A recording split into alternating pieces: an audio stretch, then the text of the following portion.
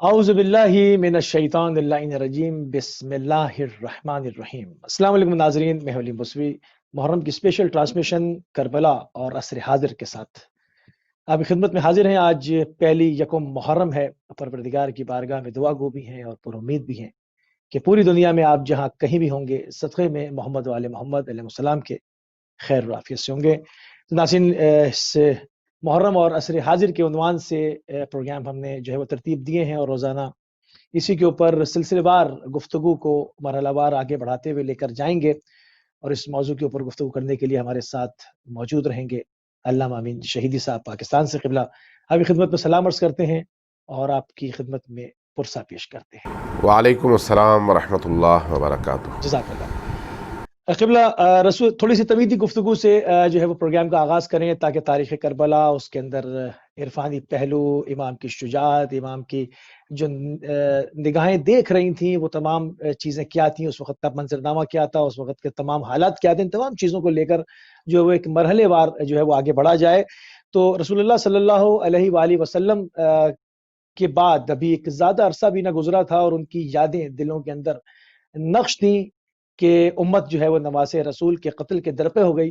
آخر قبلہ اس کی وجہ کیا تھی، اس کے اوپر روشنی ڈالیں۔ بسم اللہ الرحمن الرحیم وبہ نستعین واللہ خیر ناصر و معین۔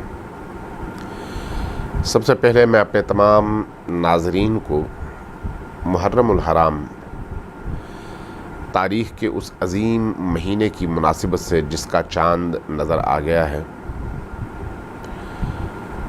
تسلیت پیش کروں گا، جو پوری دنیا کے اندر غم، اندوہ، الم، کرب اور درد کا پیغام لے کر آتا ہے۔ محرم الحرام جہاں درد کا پیغام لے کر آتا ہے، جہاں پر سیاہ پوشی کا پیغام لے کر آتا ہے، جہاں پر دکھ اور تکلیف کا پیغام لے کر آتا ہے، جہاں پر غم و اندوہ سے لبریز ہوتا ہے، وہیں پر اس کی کچھ اور صفات بھی ہیں۔ محرم الحرام دلوں کی روشنی کا ذریعہ ہے، دلوں کی نورانیت کا ذریعہ ہے۔ اہل البیت علیہ السلام سے عشق اور محبت کے اظہار کے خالصانہ ترین روش کو ہم عزاداری سید الشہداء کہتے ہیں، اور یہ عزاداری محرم میں ہوتی ہے۔ محرم کا چاند جیسے ہی نظر آتا ہے، ہر اہل ایمان کے دل کے اندر اس کو ایک غم، الم، تکلیف، رنج، درد محسوس ہوتا ہے۔ یہ اس کے ایمان کی خصوصیت ہے، ایمان کا تقاضا ہے۔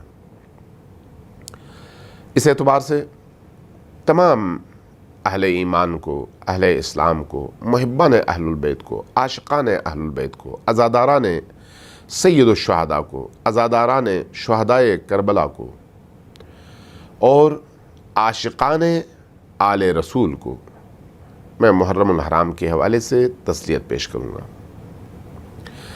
جہاں تک اس سوال کا تعلق ہے کہ محرم الحرام کیوں برپا ہوا، یہ کیسے ہوا کہ نبی کریم صلی اللہ علیہ وآلہ وسلم کی رحلت کے صرف تقریباً 50 سال بعد تقریباً ایک ایسا ہولناک، عظیم اور بے مثال، جس کی ماضی میں کوئی مثال نہیں ملتی، ایک ایسا واقعہ رونما ہوا۔ یہ سوال یقیناً دلوں میں اٹھتا ہے، ذہنوں میں اٹھتا ہے کہ امام حسین علیہ السلام جو کہ فرزند رسول تھے، جو کہ رسول اللہ صلی اللہ علیہ وآلہ وسلم کے اکلوتے یادگار نواسے تھے، جو کہ اہل کسا کے بارز ترین فرد تھے، جن کے بارے میں ہر مسلمان کو یہ حدیث یاد تھی، حسین منی و انا من حسین، جن کو جن کے بارے میں ہر مسلمان کو یہ حدیث یاد تھی کہ ان الحسن والحسین سیدہ شباب اہل الجنہ، جن کو یہ واقعات یاد تھے کہ پیغمبر اسلام کس طرح سے اپنے اس جگر گوشے کو اپنے کندھوں پر اٹھاتے تھے، ہر مسلمان جانتا تھا کہ یہ بیٹا نبی کریم صلی اللہ علیہ وآلہ وسلم کو اور حضرت زہرا سلام اللہ علیہا کو اور امیر المؤمنین علی ابن ابی طالب کو کتنا عزیز تھا۔ ایک ایسے عظیم القدر، عظیم ترین اور ایسی شخصیت جن کی فضیلت میں آیات قرآنی کی بارش نظر آتی ہے، جہاں پر فضیلت دیکھو آیات میں، ان ہستیوں کی فضیلت میں آیات اترتی نظر آتی ہیں۔ ایک ایسی ہستی کو نبی کریم کی رحلت کے صرف 50 سال بعد کربلا کے لق و دق صحرا میں، بے آب و گیاہ صحرا میں، تشنا لب عالم بے کسی میں، عالم سفر میں، عالم تنہائی میں اس درندگی کے ساتھ شہید کیا گیا جس کی تاریخ انسانی میں مثال نہیں ملتی۔ وجہ کیا ہے؟ کیوں وہ معاشرہ صرف 50 سال کے عرصے میں یہاں تک پہنچ گیا؟ یہ سوال بہت اہم بھی ہے اور اس کا جواب سوال سے زیادہ اہم ہے، چونکہ اس واقعے کو 1400 سال سے زیادہ گزر چکے ہیں، لیکن ہم دیکھتے ہیں کہ یہ واقعہ ہر سال تر و تازہ ہوتا ہے، اس واقعے کے آثار تر و تازہ ہوتے ہیں۔ ایسا نہیں ہوتا کہ لوگ بھول جائیں، یہ ان ہستیوں کا معجزہ ہے کہ اس ہستی کی شہادت کی یاد ہر سال گزرنے کے باوجود پرانی نہیں ہوتی، قدیمی نہیں ہوتی، اسی طرح سے باقی رہتی ہے۔ یہاں پر میں ایک نقطہ عرض کرنا چاہوں تو میرا خیال ہے آپ اجازت دیں گے مجھے کہ میں بیان کر دوں۔ اللہ کے رسول نے 2 چیزیں چھوڑی تھیں، قرآن اور اطرت، اور کہا تھا کہ ان دونوں کو مضبوطی سے پکڑو، اور فرمایا تھا کہ یہ دونوں چیزیں ساتھ ہوں گی، اور فرمایا تھا کہ تا قیام قیامت ان کے درمیان جدائی نہیں ہو سکتی۔ قرآن اطرت، قرآن اطرت، قرآن اطرت، قرآن اور اہل البیت، اور اہل البیت یعنی علی و فاطمہ و حسن و حسین۔ اب ہم دیکھتے ہیں کہ ان 2 چیزوں کو وراثت میں چھوڑنے والے نبی نے کیوں یہ فرمایا تھا کہ یہ دونوں ساتھ ہیں، ان دونوں کے درمیان جدائی نہیں ہے، یہ دونوں ایک دوسرے کے ہم پلہ ہیں، ایک دوسرے کو بیان کرتا ہے، دوسرا پہلے کو بیان کرتا ہے، ایک دوسرے کی تائید کے لیے اور دوسرا پہلے کی تائید کے لیے ہے۔ ذرا غور کیجئے، اس موضوع پر میں زیادہ نہیں بولوں گا چونکہ سوال بہت دور نکل جائے گا، جواب اس کا اور زیادہ لمبا ہو جائے گا۔ قرآن 1400 سال پہلے نازل ہوا، اس وقت آپ قرآن کریم کو پڑھتے ہیں، آپ نے اپنی زندگی میں 20 بار قرآن پڑھا ہوگا اور ختم کیا ہوگا۔ ہر دفعہ جب آپ قرآن پڑھتے ہیں تو آپ کو قرآن تازہ محسوس ہوتا ہے، قرآن کی عبارتیں آپ کے دل میں گھر کرتی ہیں، قرآن کی عبارت کو پڑھنے سے آپ کو لذت فیل ہوتی ہے، آپ کو نورانیت فیل ہوتی ہے، آپ کو معنویت فیل ہوتی ہے۔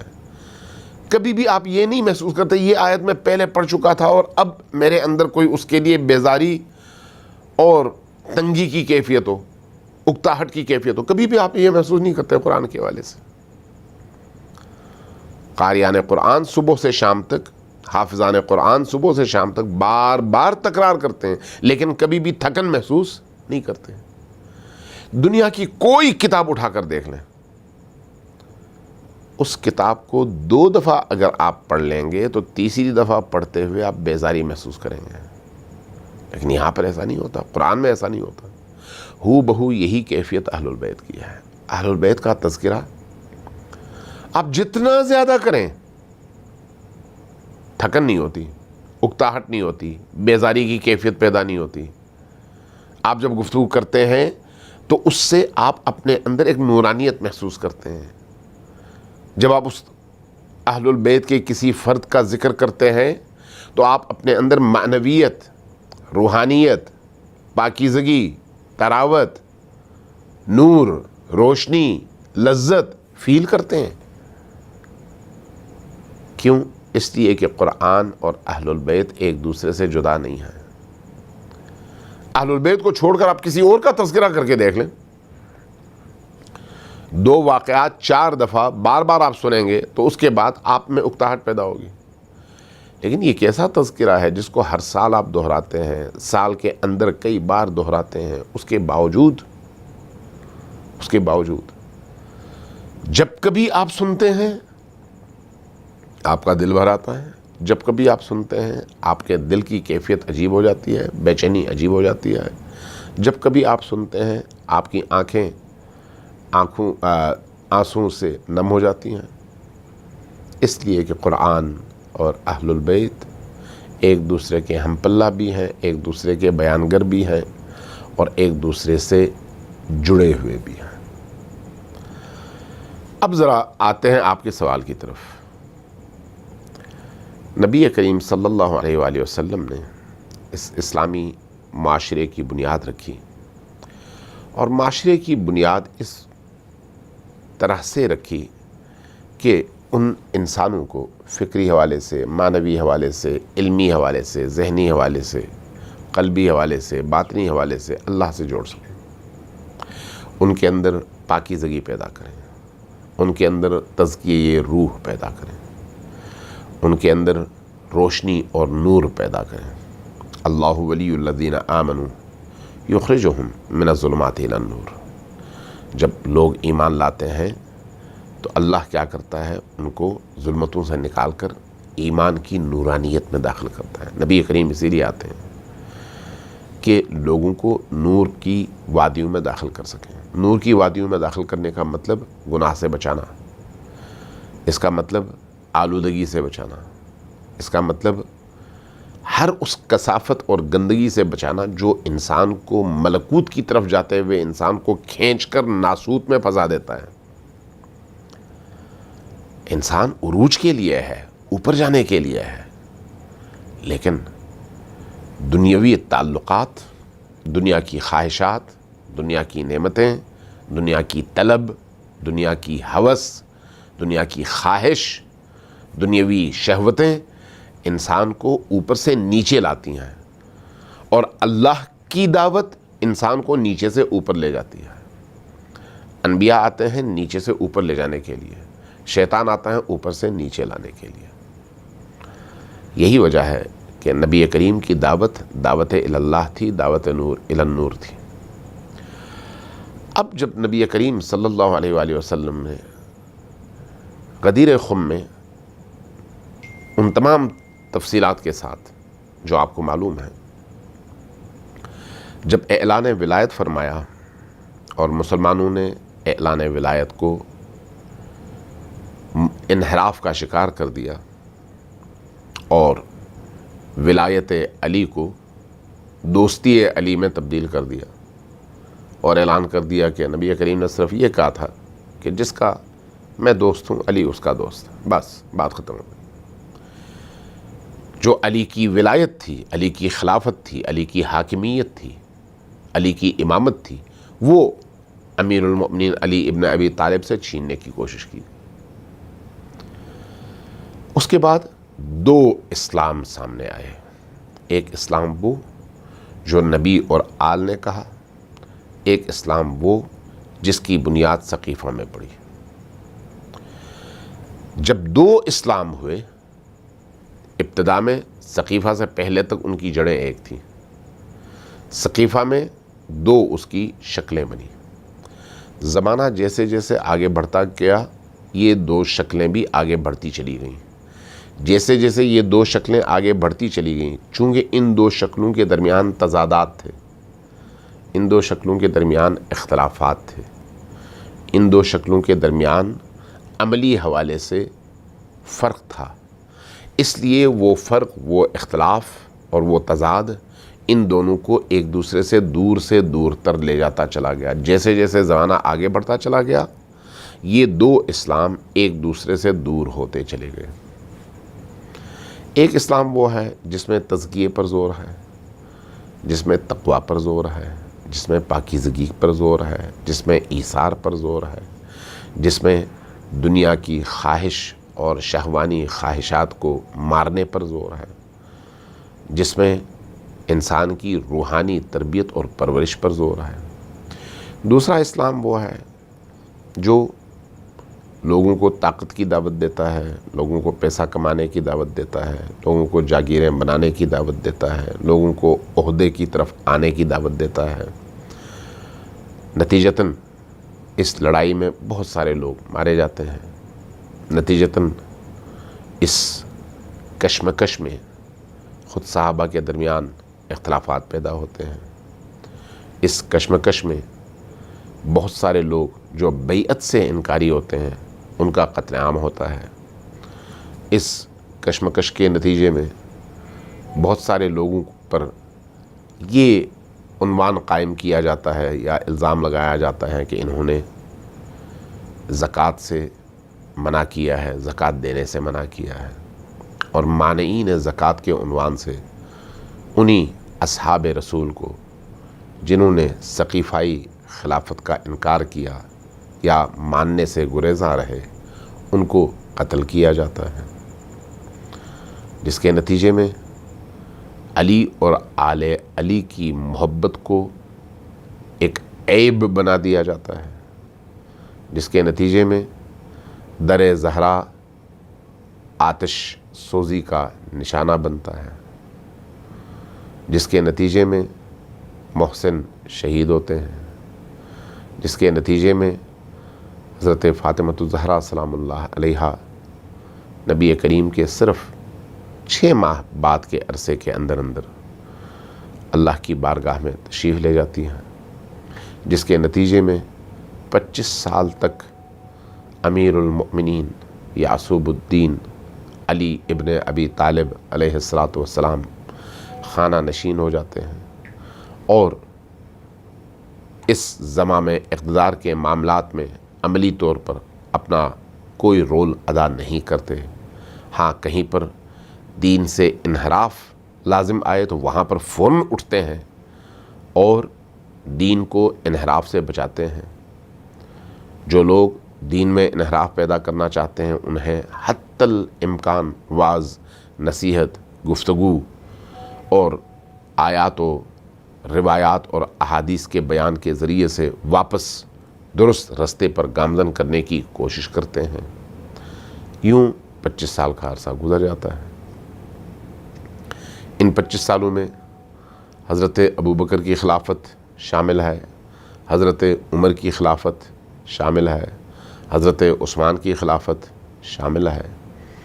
ان 3 خلافتوں میں رفتہ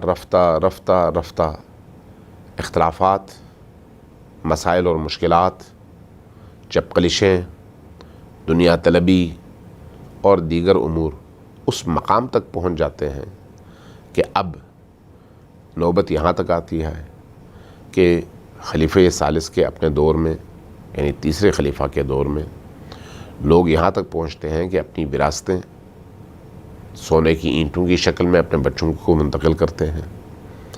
ان وراثت میں منتقل ہونے والی سونے کی اینٹوں کو کلہاڑیوں سے توڑ کر بچوں میں تقسیم کیا جاتا ہے۔ معاشرے کے اندر طبقاتی نظام بن جاتے ہیں، قبائلی نظام کو دوبارہ سے تقویت ملتی ہے، امویوں کو اس معاشرے کے اندر اہمیت زیادہ ملنے لگتی ہے، اموی اہم ترین مناصب پر آہستہ آہستہ قابض ہونے لگتے ہیں، یہاں تک کہ خلیفہ ثالث کے اپنے گھر کے اندر بھی ان کے داماد کی حیثیت سے ان کی مہر بھی امویوں کے ہاتھ میں ہوتی ہے۔ پھر بلوا ہوتا ہے انہی ناانصافیوں کے خلاف، انہی ذخیرہ اندوزیوں کے خلاف، انہی مشکلات اور مسائل کے خلاف۔ نتیجہ یہ کہ خلیفہ ثالث کے گھر کا گھیراؤ ہوتا ہے۔ خلیفہ ثالث کے گھر کا گھیراؤ کرنے والے بیت الرضوان کے صحابہ تھے۔ خلیفہ ثالث کے قتل سے ہاتھ رنگنے والے نبی کریم کے جلیل القدر اصحاب میں سے تھے۔ اسی مدینہ کے لوگ تھے، باہر سے بھی آئے تھے، اسی مدینہ کے لوگ بھی تھے۔ یہ وہ تمام لوگ تھے جنہوں نے نبی کریم کو اپنی آنکھوں سے دیکھا تھا، ایمان کی حالت میں دیکھا تھا، نبی کریم کی بارگاہ میں بیٹھ کر فیض پایا تھا۔ یہ وہ لوگ تھے۔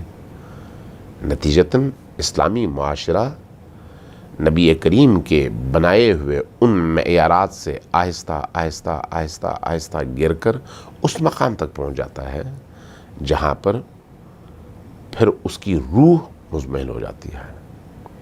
اور جب امیر المومنین علی ابن ابی طالب علیہ السلام کی خلافت کا دور شروع ہوتا ہے، اور یہ خلافت بھی ان کو زبردستی تھوپی جاتی ہے، سونپی جاتی ہے، وہ طالب نہیں ہوتے۔ اس لیے نہج البلاغہ میں انہوں نے اپنی کیفیت بیان کی ہے کہ اب تو میں اس خلافت سے اتنا بیزار تھا، لیکن لوگوں نے میری بیعت کے شوق میں ایسے مجھ پر وہ ٹوٹ پڑے، مجھے خوف تھا کہ میرے بچے حسن اور حسین لوگوں کے قدموں تلے پامال نہ ہوں۔ اس حد تک اژدہام تھا لوگوں کا، اور لوگوں نے بیعت کی۔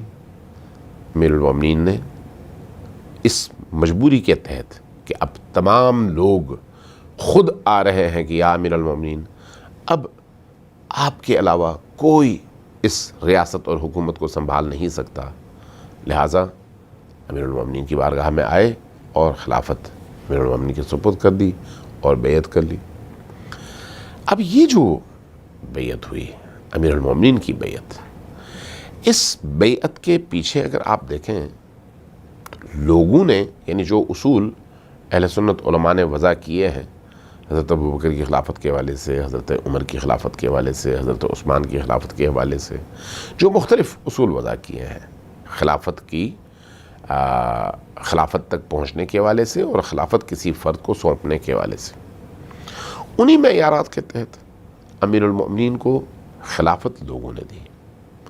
جب لوگوں نے دی اور وہ بھی اس شکل میں دی، امیر المومنین نے ان تمام لوگوں کی مشترکہ خواہش اور پرزور اپیل اور موجود صورتحال کی بنیاد پر اس کو قبول کر لیا۔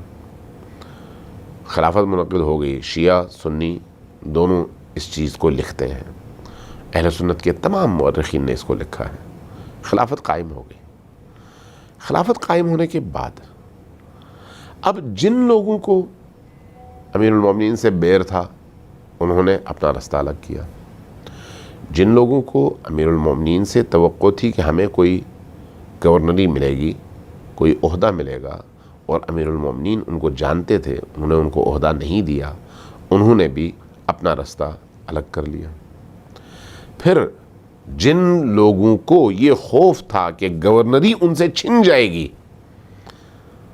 چونکہ ان کو سابق خلفائے مسلمین نے یہ گورنری عطا کی تھی، اور امیر المومنین کی نگاہ میں وہ لوگ اس اہل نہیں تھے، لہٰذا ان کو یہ خوف تھا کہ اب یہ گورنری شام کی مثلا یا یمن کی ہم سے چھن جائے گی۔ یمن کی چھنی تو یمن کے گورنر نے جتنا پیسہ بنایا تھا وہ لے کے نکل پڑا، اور اس کے بعد اس نے حضرت طلحہ و زبیر اور حضرت ام المومنین کی مالی مدد شروع کر دی، حضرت ام المومنین عائشہ کی۔ وہ ایک لشکر بنا، اس لشکر نے، جس کو آپ جمل کا لشکر کہتے ہیں، خلیفہ راشد کے خلاف اپنی تحریک کا آغاز کیا۔ اس طرح کی تحریکیں نہ حضرت ابوبکر کے دور میں شروع ہوئیں، نہ حضرت عمر کے دور میں شروع ہوئیں، نہ حضرت عثمان کے دور میں شروع ہوئیں۔ یہ صرف اہل البیت کے خلاف تحریکیں تھیں۔ تو یہ تحریک جو حضرت ام المومنین عائشہ کی سرکردگی میں اور حضرت طلحہ و زبیر کے پرچم تلے شروع ہوئی، ان تحریکوں نے پھر ہزاروں گھر اجاڑ دیے۔ اس اسلامی معاشرے کے اندر اختلاف، نفرت اس انتہا تک پہنچ گئی۔ اس کے بعد دوسرا حصہ اس میں شامیوں نے ڈالا۔ شام والوں نے، چونکہ امیر شام کو خوف یہی تھا کہ علی ابن ابی طالب عدل مجسم ہے، اور عدل مجسم کبھی بھی غیر عادل، ظالم اور غیر منصف لوگوں کو برداشت نہیں کرتا۔ نتیجہ کیا ہوا؟ حضرت عثمان کے قتل یا ان کے قصاص کے پرچم کو لے کر امیر شام اٹھے اور انہوں نے ایک لشکر تیار کیا۔ کس کے خلاف؟ خلیفہ راشد کے خلاف۔ کون سے خلیفہ راشد؟ جو داماد رسول بھی ہیں، رسول کے بھائی بھی ہیں، اور سب سے پہلے مسلمان بھی ہیں، اور تمام جنگوں میں حصہ لینے والے دلاور جوان بھی ہیں، اور اسلام کی تمام جنگوں میں سب سے زیادہ فتح و نصرت کا باعث بننے والی ہستی بھی ہیں، علوم نبوی کے حافظ بھی ہیں، شہر علم نبی کے دروازے بھی ہیں، اور رسول کے نور کے ٹکڑے بھی ہیں۔ اس علی ابن ابی طالب علیہ السلام کے خلاف یہ دوسری تحریک شروع ہوئی، اور اس تحریک نے مزید اس معاشرے کو بگاڑ کی طرف دھکا دیا۔ نتیجتاً آل محمد کے خلاف جو فضا پہلے تھی جنگ جمل کے نتیجے میں، اب صفین کی اس جنگ کے نتیجے میں اور زیادہ بھڑکی۔ عنوان کیا تھا؟ عنوان یہ تھا کہ قتل عثمان میں ملوث لوگوں کو علی سزا دیں، جبکہ تمام فقہائے اہل سنت اس بات پر متفق ہیں کہ اگر بلوے کی شکل میں 10,000 20,000 لوگ کسی واقعے میں ملوث پائے جائیں تو پھر ان کو سزا نہیں ملتی۔ یہ علماء اہل سنت اور فقہائے اہل سنت اس بات کو قبول کرتے ہیں۔ بہرحال شام والوں نے یہ پرچم اٹھایا اور امیر المومنین کے خلاف بغاوت کی، جنگیں لڑی، اور جب مزے کی بات یہاں پر ہے کہ امیر المومنین شہید ہوئے، امیر المومنین کی شہادت کے بعد امام حسن کا 6 ماہ دور تھا۔ 6 ماہ کی حکومت کے بعد امام حسن سے یہ حکومت امیر شام کو منتقل ہوئی۔ اب امیر شام جب تک زندہ رہے کبھی خون عثمان کے قصاص کی بات نہیں کی، قاتلین عثمان سے بدلہ لینے کی بات کہیں پر بھی نہیں کی۔ کوئی ایک قاتل ایسا نہیں ہے جس کو امیر شام نے سزا دی ہو۔ تاریخ آپ جہاں سے دیکھنا چاہیں اور ڈھونڈنا چاہیں۔ اس کا مطلب واضح ہے، جب معاشرے کی یہ صورتحال پیدا ہو جائے کہ اقتدار کی بندر بانٹ، بیت المال کی تقسیم اور دولت کی فراوانی میں لوگ اللہ کے رستے کو بھول جائیں تو پھر انبیاء مسلخ عشق میں قتل کر دیے جاتے ہیں، ذبح کر دیے جاتے ہیں، اولیاء کی گردنیں اتاری جاتی ہیں، اور نابکار لوگ تخت اقتدار پر بیٹھتے ہیں۔ کافی حد تک اس اختصار کی گفتگو سے بات واضح ہوئی ہوگی کہ امام حسین علیہ السلام اگر 61 ہجری میں یزید کے خلاف قیام کرتے ہیں تو اس کے پیچھے جو پس منظر ہے وہ کس طرح کا پس منظر ہے، جس میں اسلامی معاشرہ اس حد تک تباہی اور بربادی کا شکار ہو گیا تھا، اور اس تباہی اور بربادی کی وجہ سے ہی آل محمد کو ضرورت محسوس ہوتی تھی کہ دین کی حفاظت کے لیے جہاں جہاں کوئی قدم وہ اٹھا سکیں ضرور اٹھائیں۔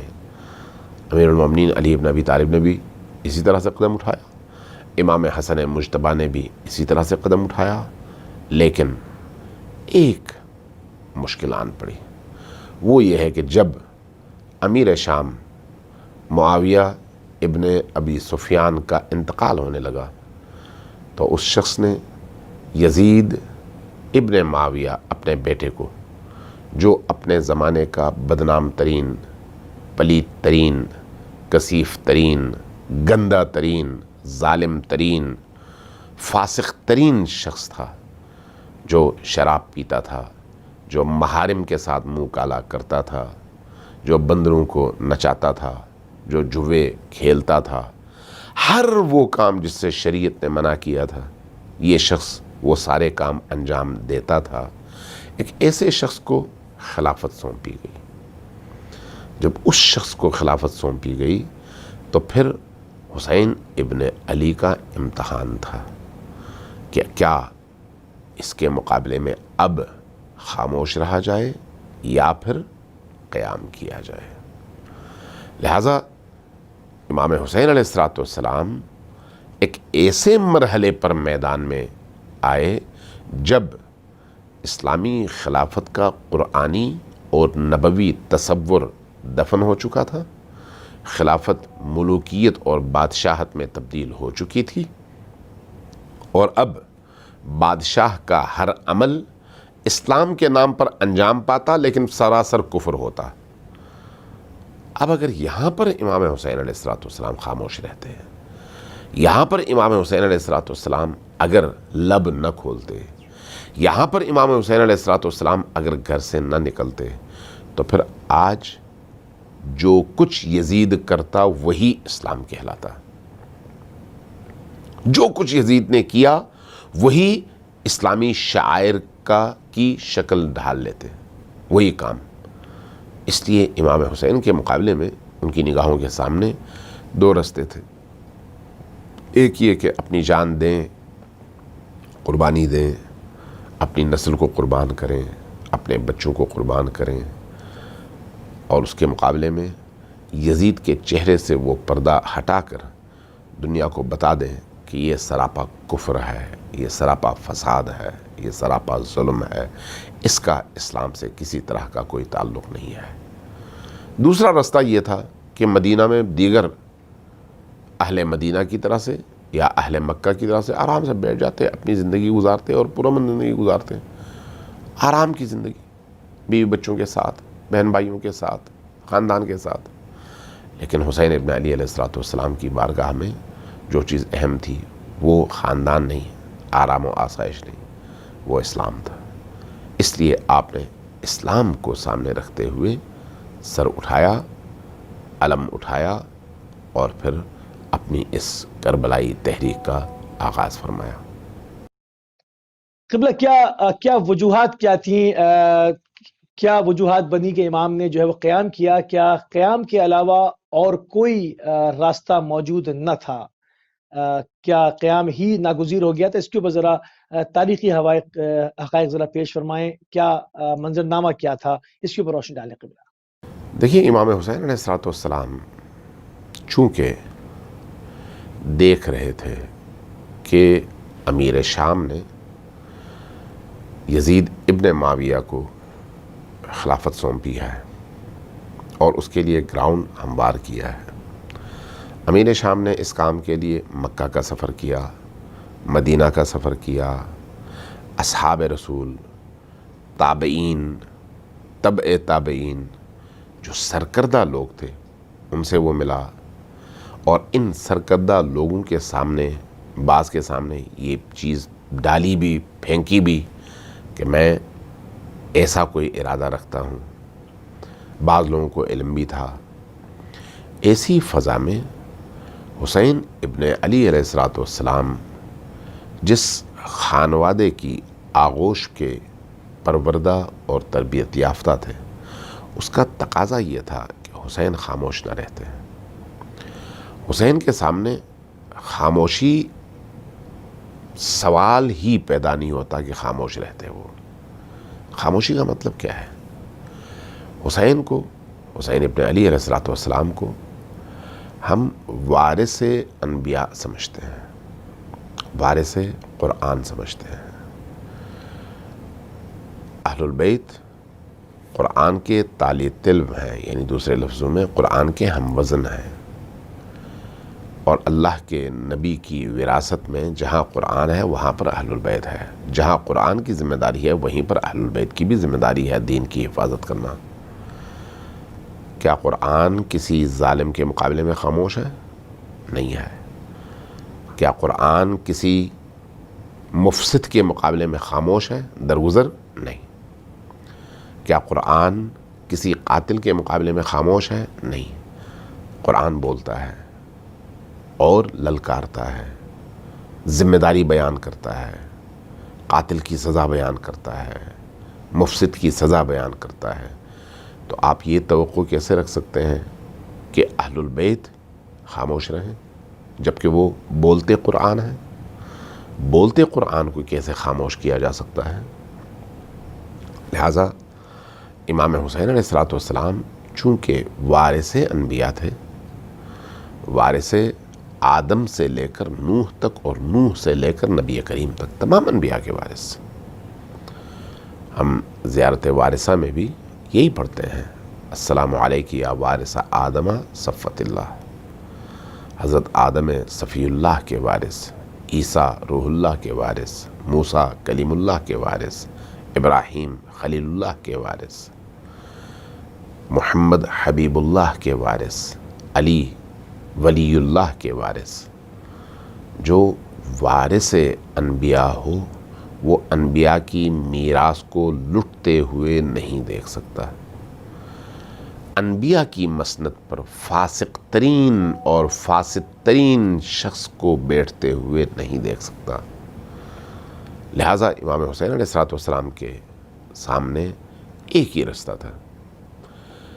وہ رستہ یہ تھا کہ وہ کوئی ایسا کام کریں.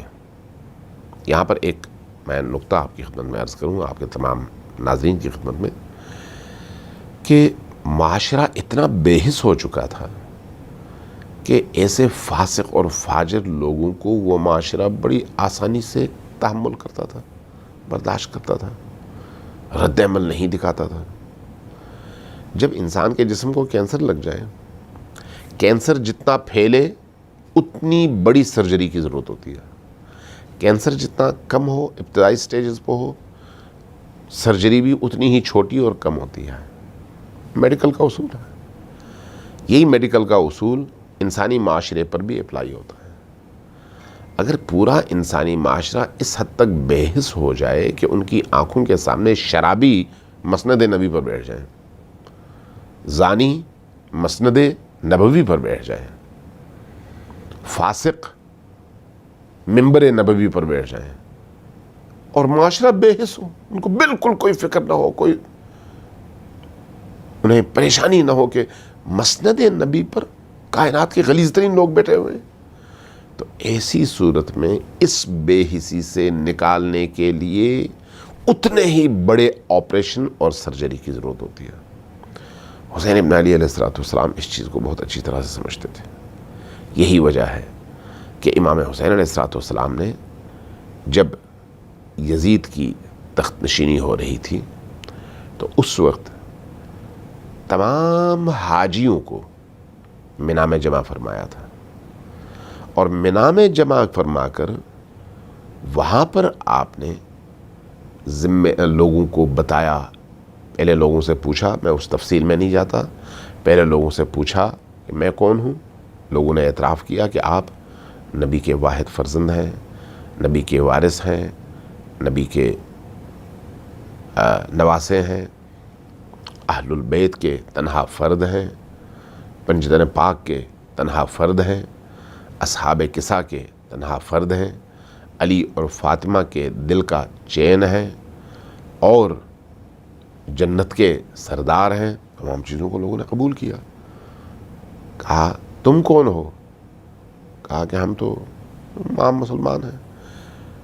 فرمایا کہ کیا تمہیں شرم نہیں آتی کہ تمہارے آباء و اجداد کی کوئی روایت مٹ جائے تو تمہاری چیخیں بلند ہوتی ہیں، اور نبی کریم کا دین مکمل طور پر مٹایا جا رہا ہے اور تم لوگ خاموش تماشائی ہو؟ یعنی ان تمام اکابر جو مختلف شہروں سے مینا میں تشریف لائے تھے حج کے لیے، ان کے ضمیروں کو جھنجھوڑا، اور اس کے بعد پھر ان کے ذمے لگایا کہ میرا یہ پیغام پوری امت کو دو۔ یہ 59 ہجری کے حج کا واقعہ ہے۔ ابھی یزید تخت نشین نہیں ہوا تھا، لیکن امام حسین علیہ السلام کی بابصیرت نگاہیں دیکھ رہی تھیں کہ آگے کیا ہونے والا ہے۔ فرمایا کہ میں عنقریب اپنے پروگرام کا اعلان کروں گا اور بتاؤں گا کہ کیسے اس صورتحال سے اسلام کو نکالا جا سکتا ہے۔ یہی وجہ ہے کہ جیسے ہی تخت نشینی کی بات آئی سامنے، امام حسین علیہ السلام اس کے مقابلے میں کھڑے ہوئے۔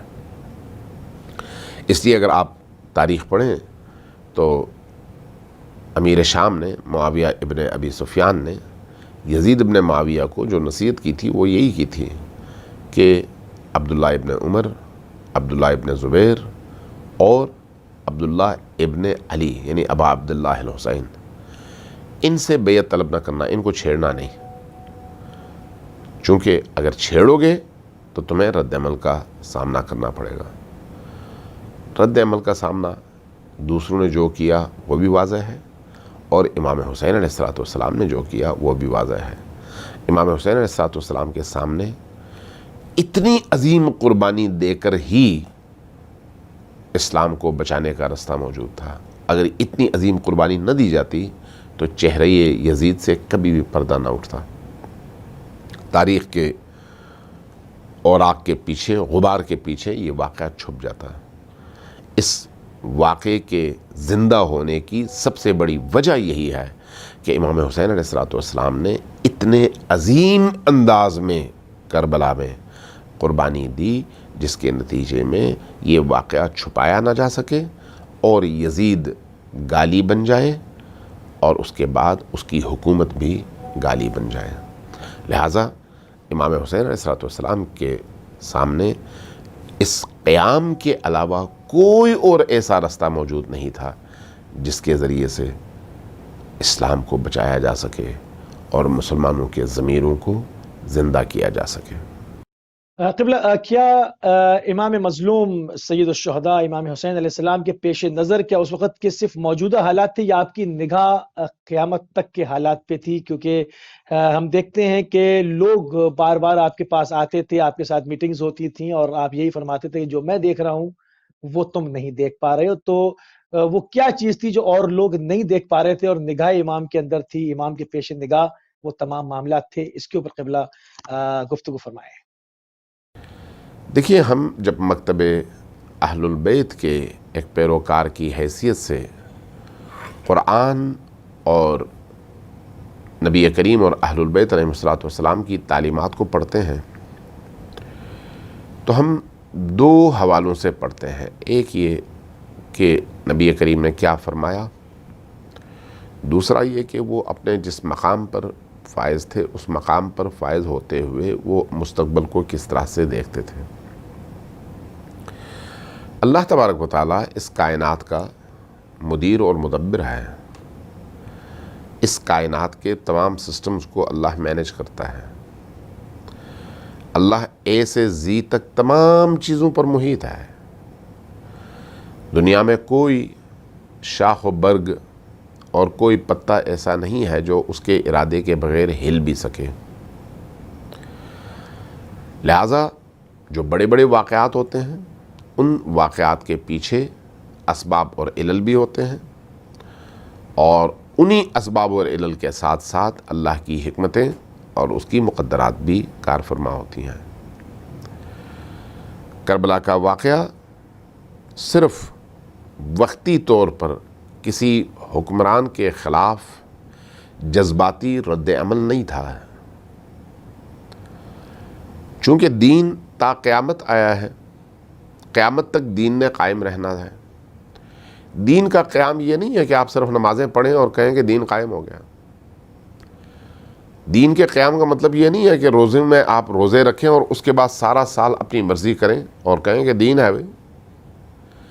دین کا مطلب یہ نہیں ہے کہ آپ کے معاشرے کے بدترین لوگ آپ کے حاکم بنیں اور آپ کو اجازت دے دیں کہ آپ نماز پڑھ لیں، روزہ رکھ لیں، مسجد کھول لیں، تو اس کا مطلب ہے دین موجود ہے۔ نہیں، یہ نہیں ہے دین کا مطلب۔ دین کا مطلب سسٹم ہے، نظام ہے، ایک ایسا نظام جس سے گزر کر ہر انسان پیوریفائی ہوتا ہے، سانچے میں ڈھلتا ہے، تربیت پاتا ہے، رشد کرتا ہے، نشو و نما پاتا ہے، تکامل کی طرف سفر کرتا ہے۔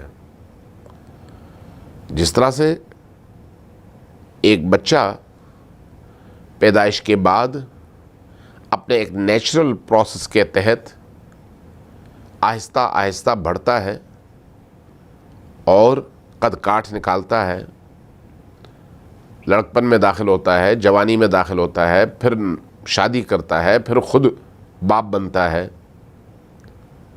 ایک پروسیس ہے، اور جیسے جیسے اس کی عمر آگے بڑھتی چلی جاتی ہے وہ کامل سے کامل تر ہوتا چلا جاتا ہے۔ یہ اس کے جسم کی نشو و نما کا ایک سانچہ اور ایک ڈھانچہ ہے،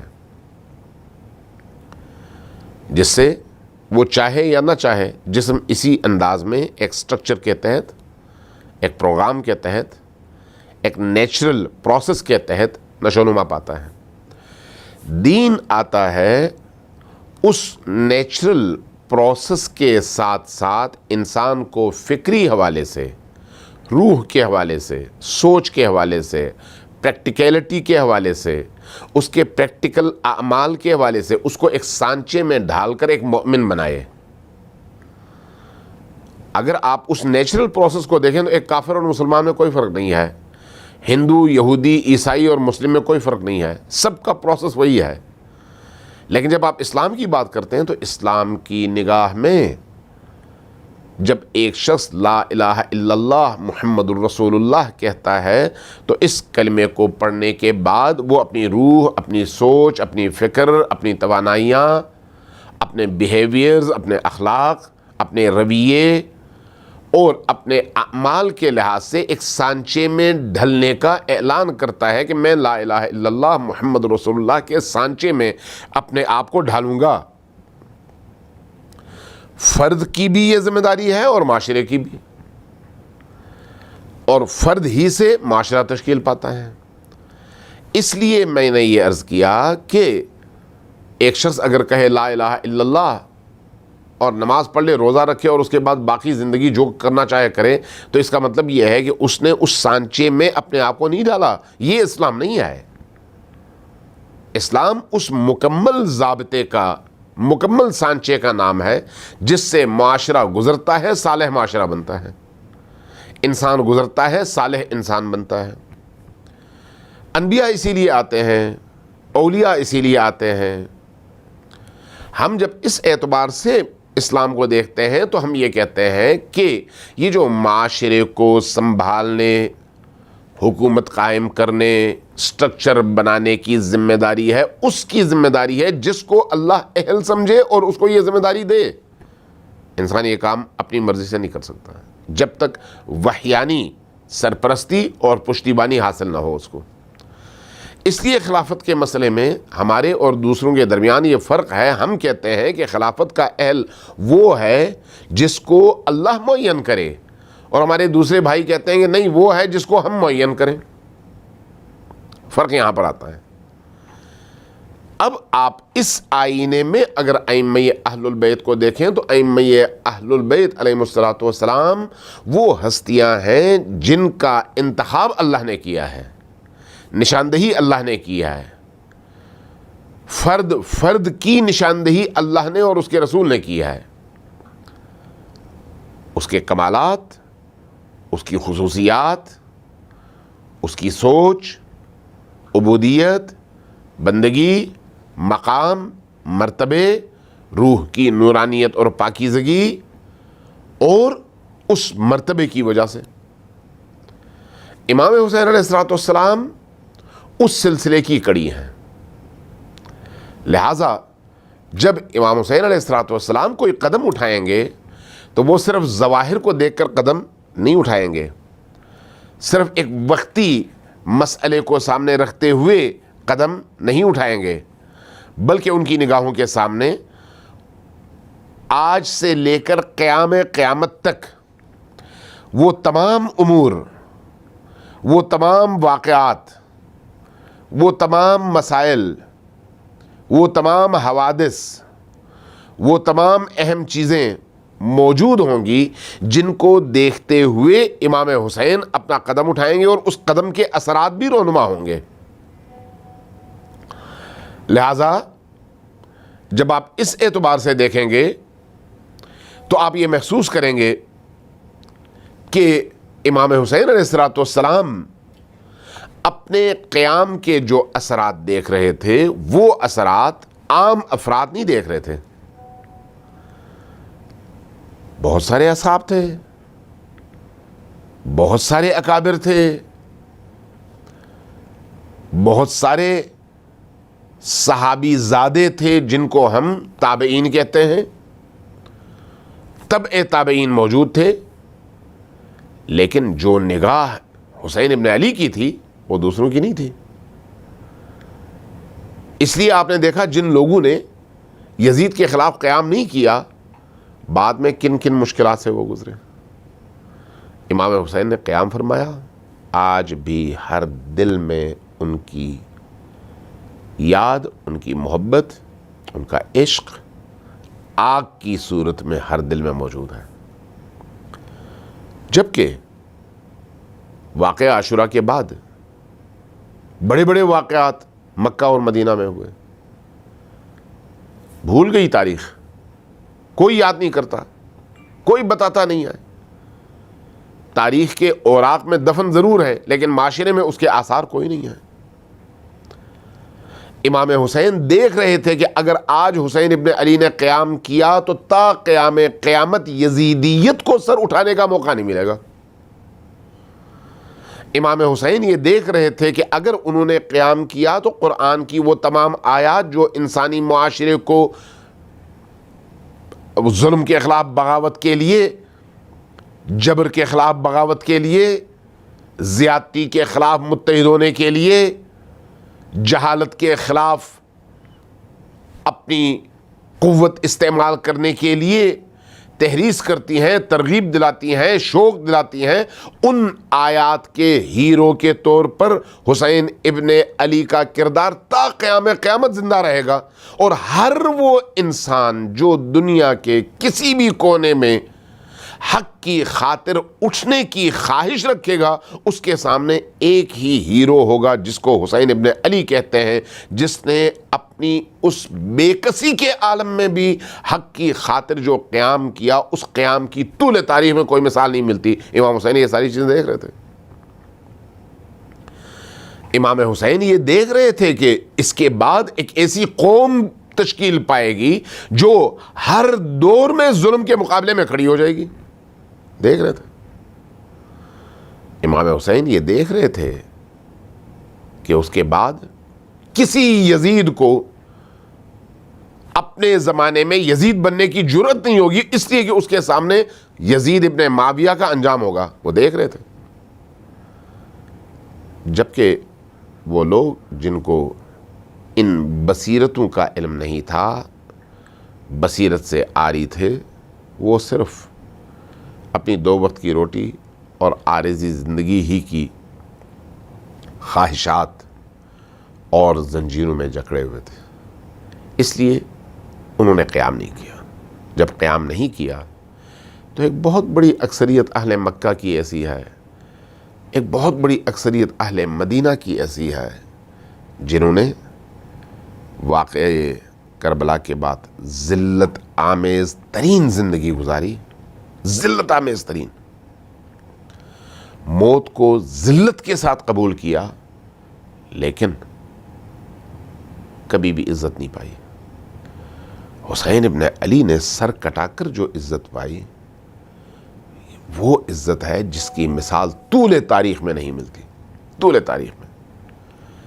اس لیے حسین کی نگاہ الہی نگاہ تھی، حسین کی نگاہ معنوی نگاہ تھی، حسین کی نگاہ تا قیامت تھی۔ حسین ابن علی علیہ السلام کی نگاہ وہ نگاہ تھی جس کے سامنے کوئی پردہ نہیں تھا، لہٰذا ان کے ایک ایک قدم کا اثر تا قیام قیامت روئے زمین پر نظر آتا ہے اور آتا رہے گا۔ اس لیے جو لوگ اس بصیرت اور اس نظر سے محروم تھے ان کا انجام اور ہوا، اور جس ہستی کے اندر یہ نگاہ تھی ان کی عاقبت اور ہوئی۔ لہٰذا آپ آج دیکھتے ہیں کہ حسین ابن علی علیہ السلام کی قبر، ان کا مزار، ان کا حرم تمام دنیا کے حریت پسندوں کی آسائش اور قلبی اطمینان کا مرکز ہے۔ کون سی جگہ؟ کربلا۔ دوسروں کا ایسا نہیں ہے، لیکن امام حسین کا ایسا ہے، اس لیے کہ امام حسین کی نگاہ تا قیام قیامت دیکھ رہی تھی۔ لہٰذا امام حسین علیہ السلام کو اپنی طرح نہیں سمجھنا چاہیے، امام حسین کو اللہ کی نگاہ سے دیکھیں، نبی کریم کی نگاہ سے دیکھیں، امیر المؤمنین علی ابن ابی طالب اور حضرت زہرا سلام اللہ علیہا ان کی نورانی نگاہ سے دیکھیں، اندازہ ہو جائے گا کہ حسین کی بصیرت کتنی مضبوط، کتنی دور رس بصیرت تھی، اور اس کے نتائج کتنے اسلام کے لیے مفید تھے۔